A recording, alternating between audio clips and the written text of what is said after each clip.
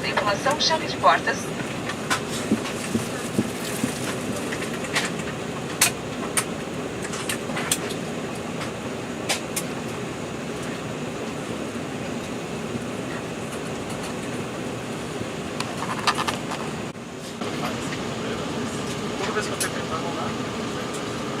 Para afivelar o seu cinto de segurança, encaixe as extremidades e ajuste puxando a tira. Para soltá-lo, levante a face externa da fivela. Luzes sinalizadoras no piso e no teto indicarão o caminho para as saídas de emergências que estão assim localizadas. 2 portas à frente, 4 janelas sobre as asas e 2 portas atrás. Localize a saída mais próxima, lembrando que ela poderá estar atrás de você.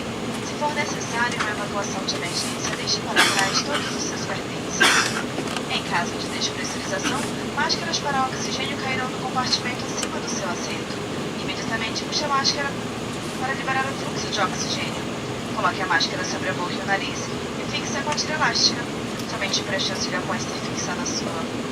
Se o pouso de emergência ocorrer na água, utilize o assento de sua poltrona que é flutuante. Retire-o e leve-o para fora da aeronave. Essas e outras informações importantes estão em um cartão com instruções de segurança no bolso da poltrona à sua frente. Kits de sobrevivência estão disponíveis na aeronave. É importante que você leia o cartão de segurança antes da decolagem. Em caso de emergência, siga rigorosamente todas as instruções desta tripulação. Por sua atenção, obrigada.